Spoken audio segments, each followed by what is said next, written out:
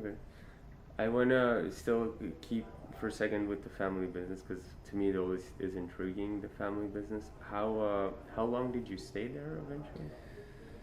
If I'm not wrong, in 2 periods, it was 2 periods of 3 years, around 5 or 6 years. Yeah.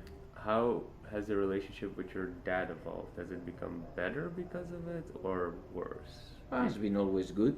The key thing on these kind of things, you have to be very clear what is the barriers, the limits, where you bring work at home or not at home, these kind of things. And but this is the same with a lot of the startups nowadays. Some of the founders, they live together because they are doing the business and they have to know the barriers. And if it's not a barrier, it's when people get burnout, when people has illness, and a lot of things. Then that's the same thing. So how did you do that with your dad? What was it your dad who said no, these are the limitations, or was it you? I think it's a mix of both, and I think that's depends on the personality of the people. If you know how to express yourself and you know how to tell what is good or bad, then you have an advantage. Okay, so can you give an example of one barrier that you implemented that worked really well? I think at the end you have to think that in job it's really important that you feel that you can do your things. Means, and nobody likes to feel that they are obliged to do something or whatever. And sometimes when you have trust with the other, you're forced to do something. But this applies for multinationals, for startups, for everybody. Then I think it's good to understand the motivations of the others and to put barriers where the limits of who decides what. So can you give an example of what you did? No, I give an example. If I was in charge of sales and marketing, and he was in charge of production and finance, it was good to share. It was not good to blame. It was good to decide. Okay. It is good to understand what is the role of each one, and the same applies for any startup nowadays. You have a CEO, you have a CTO, and sometimes the definitions are so tight that could be fights because it's good to share, it's good to make a joint decision, but then somebody is taking the lead, and it's not good to have somebody in your neck telling you're doing a good or bad job. Yeah. So clear role allocations. Yes.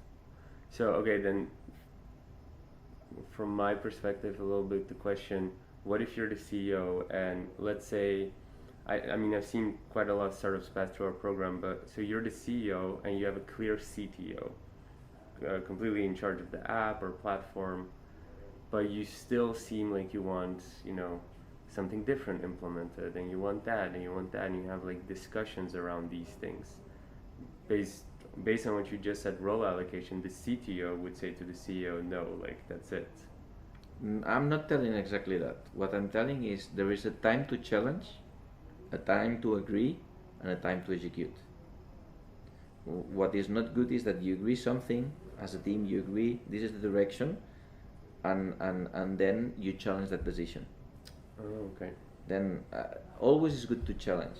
And I give you an example. When you create teams, there is people that like to surround it of people exactly the same, that the same person. Yeah.